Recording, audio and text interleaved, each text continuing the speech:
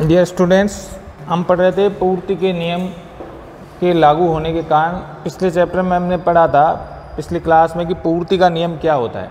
तो हमने चर्चा की थी कि हम अन्य बातें स्थिर रहने पर, यानी अन्य बातों में किसी प्रकार का कोई परिवर्तन न हो, तो अन्य बातों के स्थिर रहने पर किसी वस्तु की कीमत और उस वस्तु की पूर्ति में सीधा संबंध होता है, अर्थात धनात्मक संबंध होता है। इसका मतलब था कि अगर कीमत बढ़ेगी तो पूर्ति भी बढ़ेगी और कीमत घटेगी तो पूर्ति भी घटेगी। ठीक है, तो ये धनात्मक संबंध होता है, सीधा संबंध होता है। और फिर उसके बाद हमने चर्चा की थी कि पूर्ति का जो है नियम की मान्यताएं क्या है। तो उसमें हमने देखा था कि अन्य वस्तुओं की कीमतों में कोई परिवर्तन नहीं होना चाहिए। ठीक है, उत्पादन के साधनों की कीमतों में कोई परिवर्तन नहीं होना चाहिए, उत्पादन साधनों की कुशलता में कोई परिवर्तन नहीं होना चाहिए, मौसम में कोई परिवर्तन या बदलाव नहीं होना चाहिए। ठीक है, मौसम या जलवायु में। और तो ये 6-7 मान्यताएं हमने पिछली क्लास में चर्चा की थी। अब अगले जो बात करते हैं अपन कि पूर्ति का नियम क्यों लागू होता है। इसका मतलब हो गया कि क्यों कीमत बढ़ने पर पूर्ति बढ़ती है और कीमत घटने पर पूर्ति घट जाती है। ठीक है, तो पूर्ति का नियम, पहले से ही बात है कि पूर्ति का नियम तब लागू होता है जब अन्य बातें स्थिर है, यानी अन्य कोई साधन में किसी प्रकार का कोई परिवर्तन नहीं होना चाहिए। ठीक है, तब पूर्ति का नियम लागू होता है। और पूर्ति का नियम ये कहता है कि कीमत और पूर्ति में धनात्मक या सीधा संबंध होता है, अर्थात supply Sx is equal to function of price of x, अर्थात किसी वस्तु की पूर्ति किसका फलन है, उस वस्तु की कीमत का। तो कीमत बढ़ेगी तो पूर्ति बढ़ेगी और कीमत घटेगी तो पूर्ति घटेगी। ठीक है, तो अब बात करते हैं ऐसा क्यों होता है, क्यों कीमत बढ़ने पर पूर्ति भी बढ़ जाती है और कीमत घटने पर पूर्ति भी घट जाती है, यानी ये नियम लागू होने के क्या कारण हैं, किस लिए। तो हम एक बात करेंगे कि पहला जो इसका कारण है, पूर्ति के नियम के लागू होने का पहला का जो कारण है वो है लाभ की मात्रा। तो हमने बात की थी कि लाभ एक्चुअल में होता क्या है। लाभ जो होता है वो है बाजार कीमत और किसका अंतर होता है, बाजार कीमत और उत्पादन की लागत का अंतर, उत्पादन की लागत का अंतर, यही लाभ होगा। फर्म का लाभ क्या है, ये एक व्यक्ति का लाभ क्या है। तो बाजार कीमत जैसे 10 रुपये है और फर्म का लागत खर्चा कितना आ रहा है, 8 रुपये आ रहा है, तो ये जो पूरा है 2 रुपये क्या है, लाभ। तो लाभ एक्चुअल में बाजार की कीमत और उत्पादन की जो खर्च है, लागत है, उन दोनों का अंतर होता है। तो जब पूर्ति की जो है, जब किसी वस्तु की जब कीमत बढ़ेगी तो सीधा सा है कि पूर्ति जो उत्पादन की लाभ भी बढ़ेगा। ठीक है, तो ऊंची कीमतों पर, इसलिए हम कह सकते हैं कि ऊंची कीमतें अगर होगी, कीमतें अगर ऊंची होगी तो लाभ की मात्रा भी क्या होगी, अधिक होगी। लाभ की मात्रा भी क्या होगी, अधिक होगी। क्योंकि जैसे मैंने उदाहरण दिया था कि 10 रुपये अगर खर्चा, लागत तो 8 रुपये आ रही है, बाजार कीमत 10 रुपये, तो 2 रुपये का लाभ है। अब अगर 11 रुपये हो रही है बाजार कीमत, लागत तो वही आ रही है, तो 3 रुपये का लाभ होगा। अगर 12 रुपये कीमत है तो लागत तो उतनी ही आ रही है, फर्म की लागत में कोई परिवर्तन नहीं आ रहा है, तो लाभ 4 रुपये हो जाएगा। तो ज्यों ज्यों कीमत बढ़ेगी त्यों त्यों उत्पादन का लाभ भी बढ़ेगा, और लाभ बढ़ने के कारण उत्पादक क्या होगा, चाहेगा कि अधिक कीमत पर मैं अधिक पूर्ति करूं। फर्म ये उत्पादक ये चाहेगा ना कि जितनी कीमतें ऊंची हो उतनी ज़्यादा मात्रा बनाऊं मैं, ताकि ज़्यादा से ज़्यादा माल बेच सकूं और ज़्यादा से ज़्यादा लाभ कमा सकूं। ठीक है, तो पहला कारण ये है कि अगर ऊंची कीमतें होगी तो फर्म का लाभ भी क्या होगा, अधिक होगा। इसलिए फर्म चाहेगी कि अधिक से अधिक जो है मैं पूर्ति करूं। इस प्रकार हम ये कह सकते हैं कि ऊंची कीमतों पर फर्म का लाभ भी अधिक होगा, इसलिए वो अधिक पूर्ति करना चाहेगा। और कीमतें नीची होगी तो फर्म को हानि होगी, इसलिए वो क्या करेगी, अपनी पूर्ति को कम कर देगी। तो इसीलिए कीमतों के साथ साथ पूर्ति घटती और बढ़ती है। ठीक है, तो एक तो कारण ये हो गया कि ऊंची कीमतों पर फर्म को अधिक लाभ होगा, इसलिए वो अधिक पूर्ति करेगी, और कीमतें नीची होगी तो फर्म को लाभ कम होगा, इसलिए पूर्ति भी कम करेगी। ठीक है, तो एक तो कारण हो गया लाभ की मात्रा। दूसरा, नई फर्मों का प्रवेश, नई फर्मों का प्रवेश। देखिए बाजार में अनेक फर्में होती है, एक वस्तु की अनेक फर्में बनाती है। जैसे हम कहते हैं कपड़ा है तो कपड़े की कई मिलें, ठीक है, या अगर कोई भी वस्तु जो है तो उसकी एक फर्म नहीं होती बल्कि अनेक फर्में होती है। तो अगर किसी वस्तु का लाभ अधिक हो रहा है, कीमत ऊंची हो रही है, तो इसका मतलब लाभ भी अधिक हो रहा है, और जब लाभ अधिक होगा तो नई फर्में क्या होगी, बाजार में प्रवेश करेगी, नई फर्में आएगी ना भाई। जिसकी वस्तु पर का लाभ ज़्यादा हो रहा है तो नई फर्में क्या आकर के क्या कर देगी, पूर्ति को बढ़ा देगी भाई। जैसे अगर कपड़े की 2 ही मिलें हैं, अब 2 मिलें हैं कपड़े की, माना कि किसी गांव में, शहर में या देश में 2 मिलें हैं और 2 मिलें अधिक उत्पादन कर रही है, तो जब इनको लाभ अधिक हो गया, ऊंची कीमतों पर इन फर्मों को 2 को लाभ हो रहा है, तो जब लाभ होगी तो तीसरी फर्म और आएगी और वो और उत्पादन को बढ़ा देगी, उत्पादन की मात्रा को बढ़ा देगी। पहले अगर 2 फर्में मिलकर 100 मीटर कपड़ा बनाती थी, अब जब इस पर उनको लाभ ज़्यादा हो रहा है कि ऊंची कीमतों पर बेचने से, तो तीसरी फर्म और आएगी बाजार में, और आने से उत्पादन पूर्ति को भी क्या करेगी, बढ़ा देगी। तो वो तीसरी फर्म आना कि 50 मीटर कपड़ा बना रही है, तो बाजार पूर्ति क्या होगी, 150 मीटर हो गया। एक दिन में 150 मीटर कपड़ा बनने लगे, क्यों, क्योंकि नई फर्म आ गई।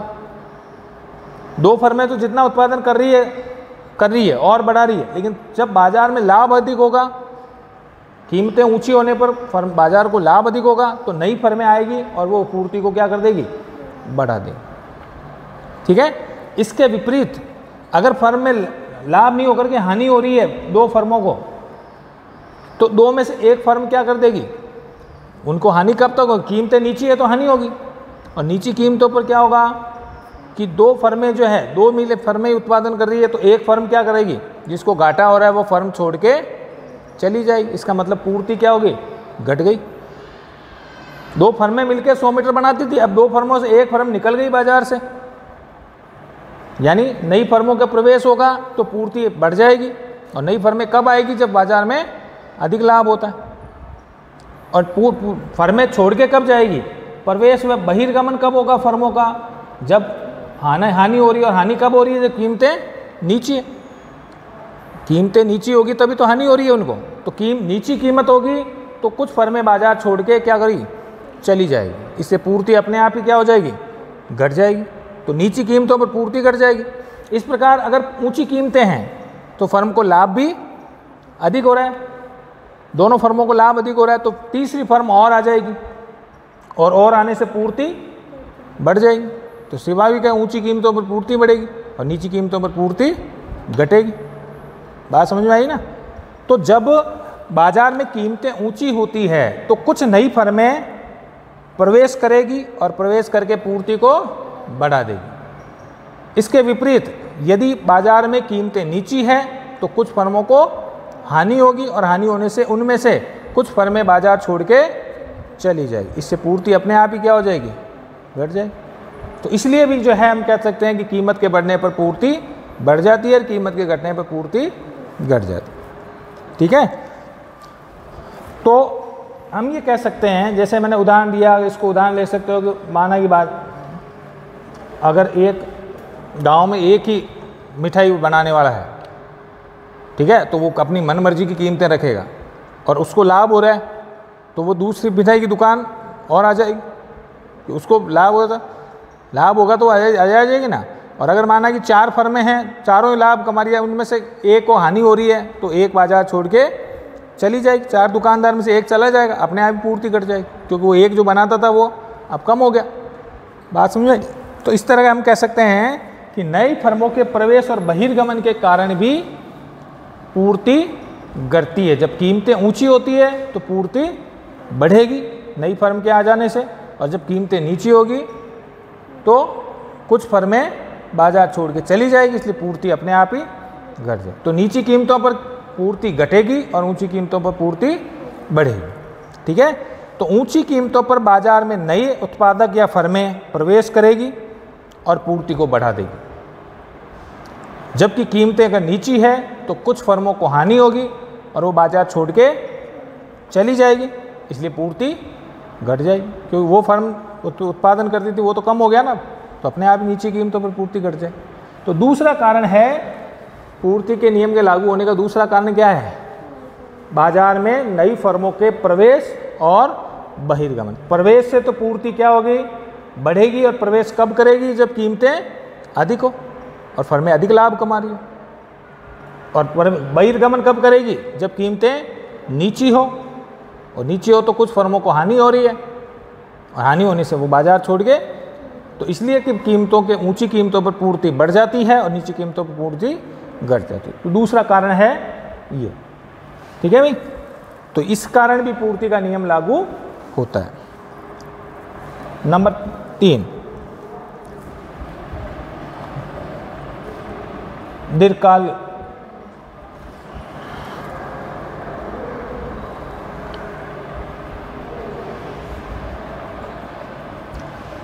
देखिए, दीर्घकाल वह लंबी समय, जैसे मैंने बात की थी कि बाजार में उत्पादन को बढ़ाना या घटाने के आधार पर समय दो प्रकार का होता है। एक होता है अल्पकाल और दूसरा होता है दीर्घकाल। अल्पकाल और दीर्घकाल का कोई फिक्स अवधि नहीं है, आगे हम पढ़ेंगे जब बाजार पढ़ेंगे तब। अल्पकाल और दीर्घकाल ये नहीं है कि अल्पकाल 1 घंटे का भी हो सकता है और दीर्घकाल 2 साल की हो सकता है, ठीक है। अल्पकाल और दीर्घकाल की अवधारणा है पूर्ति की मात्रा को बढ़ाना, पूर्ति की मात्रा को बढ़ाने के या घटाने के आधार पर अल्पकाल और दीर्घकाल होता है। तो अल्पकाल वह कम समय अवधि होती है, ये फिर आएगा आगे बाजार पढ़ेंगे तो। अल्पकाल वह कम समय अवधि होती है जिसमें पूर्ति को अचानक नहीं बढ़ाया जा सकता। अभी माना कि बाजार में 50 बिस्किट के पैकेट उपलब्ध हैं और कोई आवश्यक जरूरत होगी कि भाई अभी हमें क्या, अभी के अभी 500 चाहिए, तो वो हाथों हाथ 500 दे सकता है क्या? अभी किसी मिठाई के दुकानदार के पास 2 किलो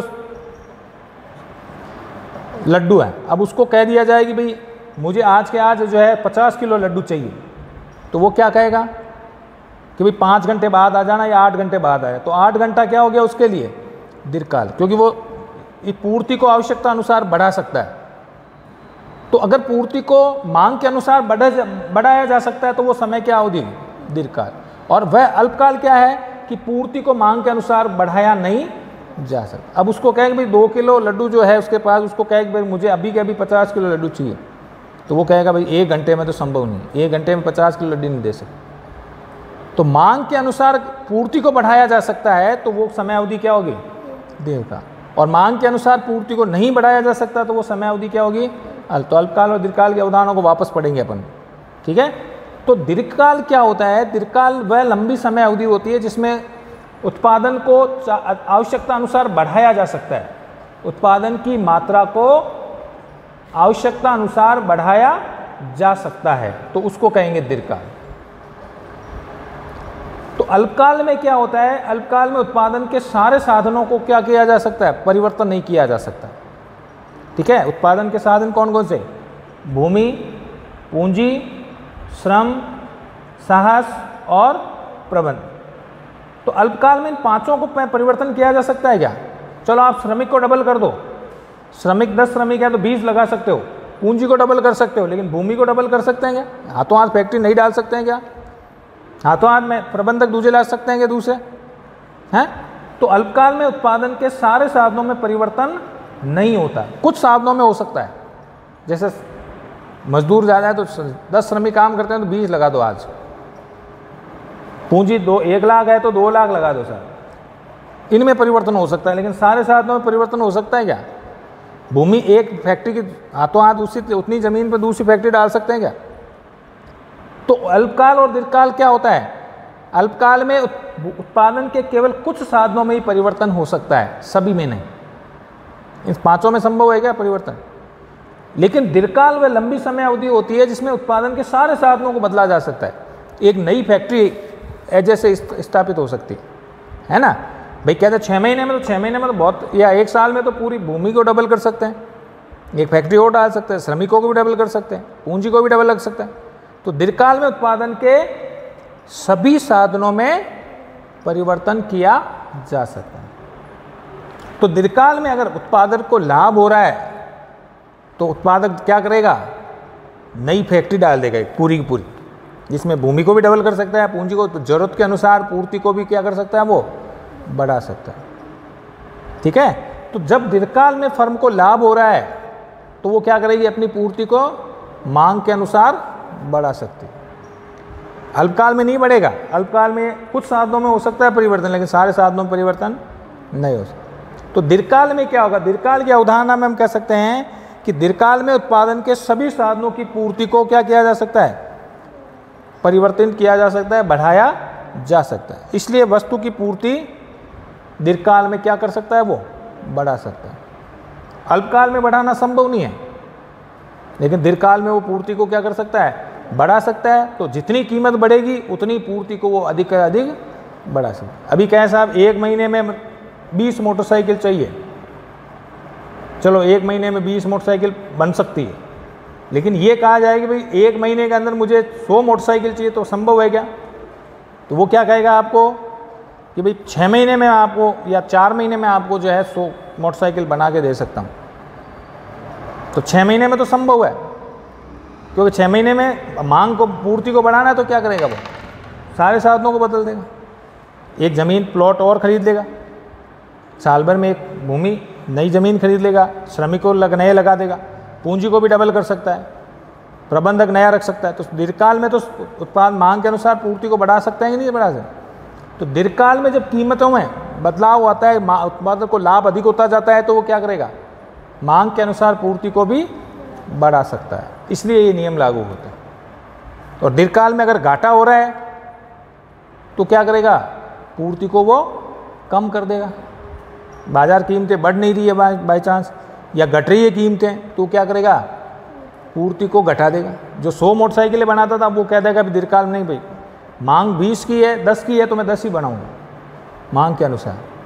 तो जब घाटा हो रहा है, कीमत नीची है, तो वो पूर्ति को क्या कर देगा, घटा सकता है। जबकि दीर्घकाल में अगर उससे लाभ हो रहा है तो वो उत्पादन के सभी साधनों में परिवर्तन करके क्या कर सकता है, पूर्ति को बढ़ा सकता है। इसलिए भी ये नियम लागू होता है। ठीक है भाई। तो हम ये कह सकते हैं कि पूर्ति के नियम के लागू होने के 3 कारण होते हैं। पहला कारण, उत्पादक के लाभ की मात्रा, अर्थात कीमतें ऊंची होगी तो फर्म को अधिक लाभ होगा, इसलिए वो अधिक पूर्ति कर सकती है, और कीमतें नीची होगी तो फर्म को घाटा होगा, इसलिए वो कम पूर्ति करेगी। इसलिए कह सकते हैं कि कीमतों के साथ साथ पूर्ति घटाई बढ़ा। नई फर्मों के प्रवेश, जब कीमतें ऊंची होगी तो फर्मों को अधिक लाभ होगा, नई फर्में आ जाएगी, पूर्ति को बढ़ा देगी। और जब घाटा हो रहा है फर्म को तो क्या होगा, कुछ फर्में बाजार छोड़ के चली जाएगी, तो पूर्ति अपने आप ही घट जाएगी। इसलिए ये नियम लागू होता है। तीसरा, दीर्घकाल में उत्पादन को मात्रा को पूर्ति के अनुसार की मांग के अनुसार बढ़ाया जा सकता। तो ये कारण हैं पूर्ति के नियम के लागू होने के 3 कारण। अब हम पढ़ते हैं पूर्ति अनुसूची।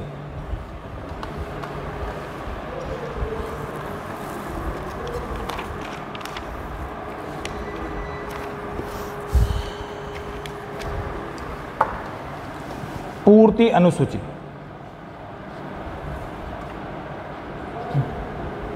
सप्लाई शेड्यूल, पूर्ति अनुसूची। तो अनुसूची मतलब होती है तालिका, जैसे मांग अनुसूची पढ़ी ना हमने, तो वो तालिका जो कीमत और पूर्ति के संबंध को जिस तालिका से दर्शाया जाता है वो क्या कहलाएगी, पूर्ति अनुसूची। भाई कीमत, इधर इस तालिका में कीमत ले लो, इधर आपकी मात्रा ले लो, पूर्ति की मात्रा ले लो सप्लाई की। ठीक है, कीमत 1 2 3 4 5, इधर पूर्ति ले लिया 10 15 18 24 30। तो जिस तालिका से किसी वस्तु की कीमत और उसकी पूर्ति को दर्शाया जाता है वो क्या कहलाएगी, पूर्ति अनुसूची। ठीक है। तो भाई 1 रुपये कीमत पर फर्म 10 वस्तुएं बनाएगी, कीमत 2 रुपये होगी तो फर्म 15 वस्तु बनाएगी, कीमत 3 है तो वो फर्म 18 वस्तु बना सकती है, कीमत और 4 रुपये हो गई तो फर्म 24 वस्तु बना सकती है। ठीक है। तो जिस यानी कीमत पर निर्भर करती है पूर्ति, ये तो बात हो गई ना पहले ही।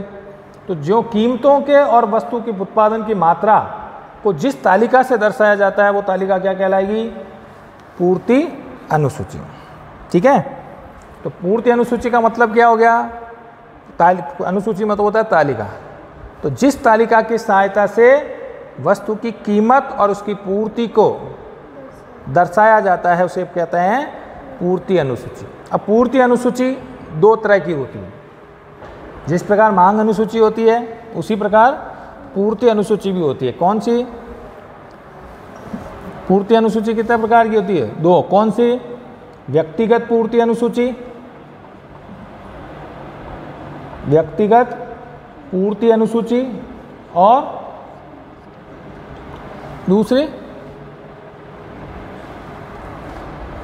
बाजार पूर्ति अनुसूची। भूल गई क्या? बाजार पूर्ति अनुसूची। तो नाम से पता लग रहा है कि व्यक्तिगत पूर्ति अनुसूची मतलब एक व्यक्तिगत फर्म विभिन्न कीमतों पर जो वस्तुएं बनाती है, एक फर्म यानी एक उत्पादक, तो एक आदमी की पूर्ति है वो। और संपूर्ण बाजार में उस कीमत पर जो वस्तुएं बनती है, तो व्यक्तिगत पूर्ति अनुसूची का योग क्या होगा? माना कि बाजार में 3 फर्में हैं, तो तीनों जो विभिन्न कीमतों पर वस्तुएं बनाएगी उसका योग क्या होगा? बाजार पूर्ति। तो हम इसका अर्थ पढ़ते हैं। व्यक्तिगत पूर्ति अनुसूची 2 प्रकार की होती है, व्यक्तिगत पूर्ति अनुसूची और बाजार पूर्ति अनुसूची। ठीक है, पहले पूर्ति अनुसूची क्या होती है, इसका अर्थ क्या होगा? जिस तालिका की सहायता से वस्तु की कीमत और उसकी पूर्ति को दर्शाया जाता है उसे पूर्ति अनुसूची कहते हैं। यानी वस्तु की विभिन्न कीमतों पर पूर्ति की मात्रा को दर्शाया जाता है, उसको क्या कहेंगे? पूर्ति अनुसूची। पूर्ति अनुसूची 2 प्रकार की होती है, पहली व्यक्तिगत पूर्ति अनुसूची और दूसरी बाजार पूर्ति। अब पहले पढ़ते हैं अपन व्यक्तिगत फर्म पूर्ति अनुसूची। व्यक्तिगत फर्म पूर्ति अनुसूची। फर्म की बात है ना, एक फर्म ही बनाई। व्यक्तिगत फर्म पूर्ति अनुसूची, इंडिविजुअल फर्म्स सप्लाई शेड्यूल।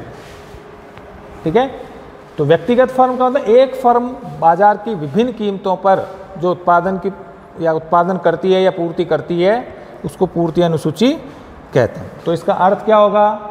व्यक्तिगत फर्म पूर्ति अनुसूची का मतलब हो गया कि किसी निश्चित समय में, समय भी फिक्स है, निश्चित समय में एक फर्म द्वारा, एक ही फर्म है ना व्यक्तिगत फर्म, किसी निश्चित समय में एक फर्म द्वारा बाजार की विभिन्न कीमतों पर जो पूर्ति की जाती है, बाजार की विभिन्न कीमतों पर जो पूर्ति की जाती है और उसे जिस तालिका से दर्शाया जाता है वो क्या कहलाएगी? व्यक्तिगत फर्म पूर्ति अनुसूची।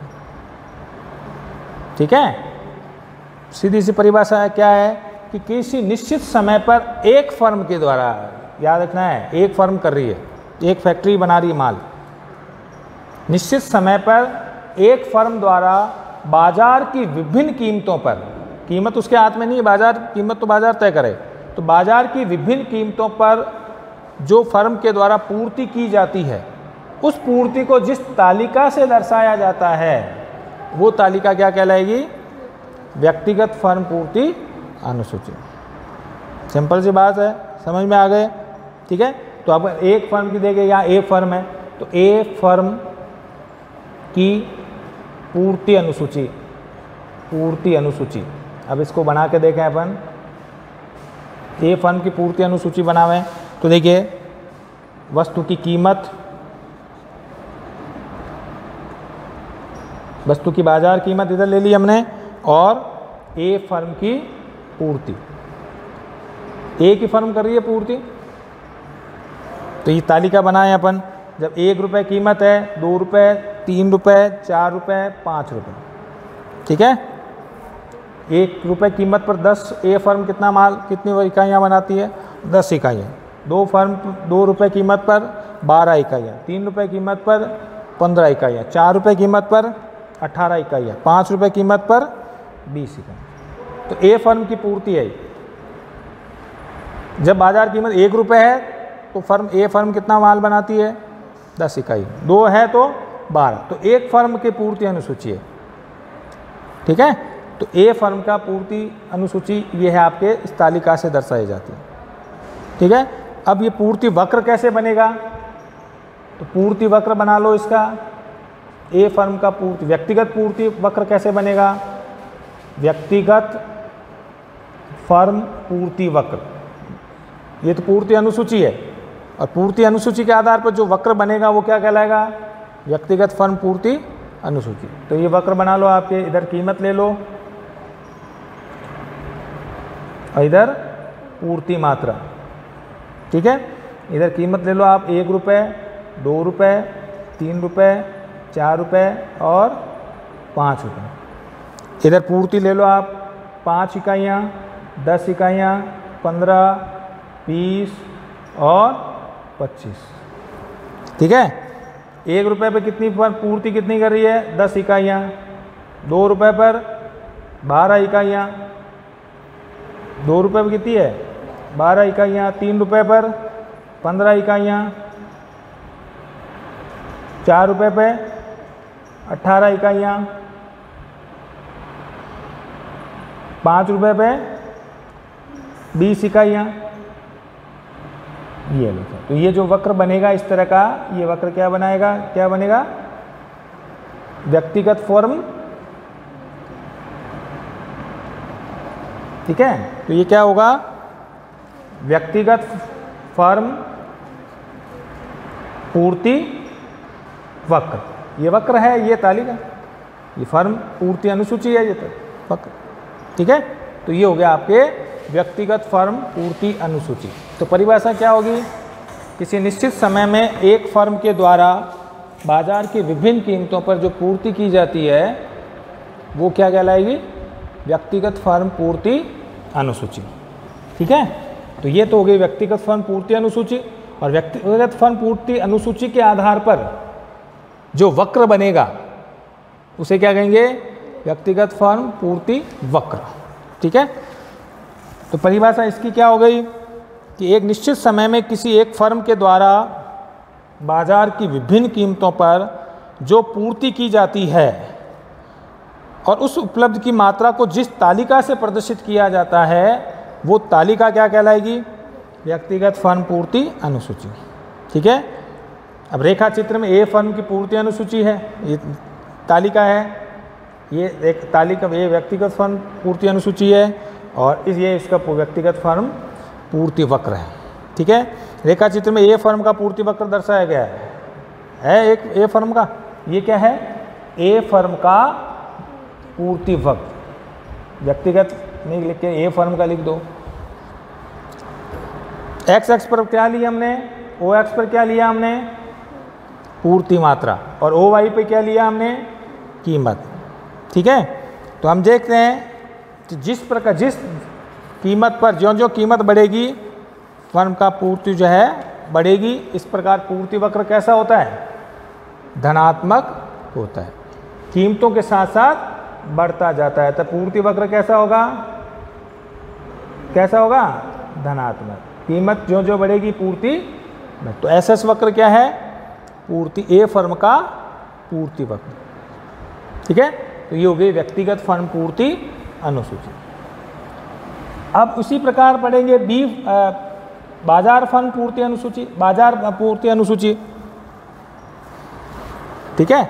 तो दूसरी बात पूर्ति अनुसूची का दूसरा प्रकार क्या है? बाजार पूर्ति अनुसूची। तो सिंपल सी परिभाषा है बाजार पूर्ति अनुसूची की, क्या? कि जिस तालिका की सहायता से बाजार की सभी फर्मों के द्वारा जो पूर्ति की जाती है उसको दर्शाया जाता है, उसे क्या कहेंगे? बाजार पूर्ति। या फिर व्यक्तिगत फर्मों की जो पूर्ति है उसका योग ही क्या कहलाएगा? बाजार पूर्ति, ठीक है। तो बाजार पूर्ति का मतलब ये हो गया, और बाजार पूर्ति अनुसूची का मतलब बाजार की जितनी फर्में हैं उन सब के व्यक्तिगत फर्मों की पूर्ति का योग ही बाजार पूर्ति अनुसूची होता है, यानी बाजार पूर्ति अनुसूची से दर्शाया जाता है, ठीक है। तो अर्थ इसका बाजार पूर्ति अनुसूची का अर्थ क्या है कि बाजार पूर्ति अनुसूची विभिन्न कीमतों पर किसी निश्चित समय में, वही हो गया आपके, विभिन्न कीमतों पर वस्तु की पूर्ति करने वाली सभी फर्मों की पूर्ति का योग होता है। सभी फर्मों की पूर्ति का योग होता है। अर्थात या दूसरे शब्दों में व्यक्तिगत फर्म पूर्ति अनुसूची का योग ही बाजार पूर्ति कहलाता है। तो व्यक्तिगत फर्म अनुसूची का योग ही बाजार पूर्ति कहलाता है। ठीक है, अब इसको बता देंगे। जैसे माना कि बाजार में 3 फर्में हैं या 2 ही फर्में हैं। ठीक है, बाजार में 2 ही फर्में हैं, फर्म ए और फर्म बी। तो उसका पूर्ति बाजार पूर्ति अनुसूची कैसे बनेगी? ठीक है, तो बाजार पूर्ति कैसे बनेगी? देखिए आप बात करें कि माना कि बाजार में 2 ही फर्में हैं, 2 ही फर्में पूर्ति कर रही है, तीसरी फर्म है ही नहीं। तो 2 फर्में मिलकर के जो पूर्ति करेगी वो बाजार पूर्ति बनेगी। तो बाजार पूर्ति अनुसूची कैसे बनेगी? यहाँ बनाते हैं बाजार पूर्ति अनुसूची।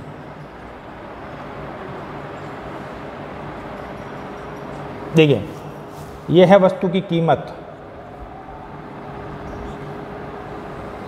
यह होगा ए फर्म की पूर्ति, यह हो गई बी फर्म की पूर्ति, यह हो गई बाजार पूर्ति। बाजार की 2 ही फर्में हैं तो दोनों फर्मों का योग ही बाजार पूर्ति बन जाएगा, है कि नहीं? तो जब कीमत 1 रुपये है, 2 रुपये हैं, 3 रुपये हैं, 4 रुपये हैं, 5 रुपये हैं। अब 1 रुपये कीमत पर एक फर्म कितना उत्पादन कर रही है? 10 इकाइयों का। दो कीमत 2 रुपये हो जाए तो कितना कर रही है? 12 का। 3 रुपये हो जाए तो 15 का, 4 रुपये हो जाए तो 18 का, 5 रुपये हो जाए तो 20। ये ए फर्म का पूर्ति वक्र है। मतलब कीमत 1 रुपये है तो ए फर्म कितना माल बनाती है? 10 इकाइयाँ। 2 रुपये है तो 12, 3 रुपये है तो। अब बी फर्म क्या कर रही है? बी फर्म को 1 रुपये कीमत में बी फर्म 15 इकाइयाँ बना रही है। ठीक है, 2 रुपये पर 18 इकाइयाँ बना रही है। बाजार कीमत 3 रुपये होने पर 20 इकाइयाँ बना रही है। 4 रुपये होने पर 24 इकाइयाँ बना रही है। 5 रुपये कीमत पर होने पर 30 इकाइयाँ बना रही है। इसी कीमत पर बी फर्म कितना बना रही है? 15 इकाई। और इसी 1 रुपये कीमत पर ए फर्म कितना बना रही है? तो बाजार पूर्ति क्या बनेगी? बाजार पूर्ति क्या बनेगी? S1 बराबर SA प्लस SB। भाई ए फर्म की एस सप्लाई और बी फर्म की सप्लाई, इन दोनों का योग क्या बनेगा? बाजार पूर्ति SM। Supply of market is equal to A firm की पूर्ति और बी फर्म की पूर्ति। ठीक है, तो बाजार पूर्ति क्या बनेगी? 1 रुपये कीमत पर बाजार पूर्ति क्या है? 25 इकाई। 2 रुपये कीमत पर बाजार पूर्ति क्या होगी? 30 इकाई। 12 प्लस 18 30 हो गए। 3 रुपये कीमत पर बाजार पूर्ति क्या बनेगी? दोनों का योग कितना होगा? 35 इकाई। 4 रुपये कीमत पर बाजार पूर्ति क्या बनेगी? 8 चौक 8 4 12 42।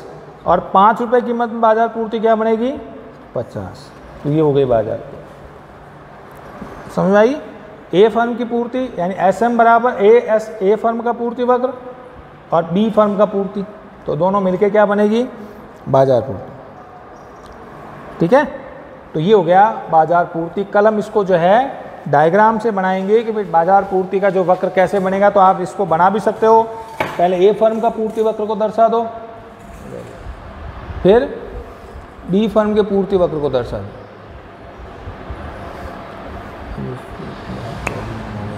डिस्चार्ज हो गया क्या? ठीक है, आज के लिए इतना ही। धन्यवाद।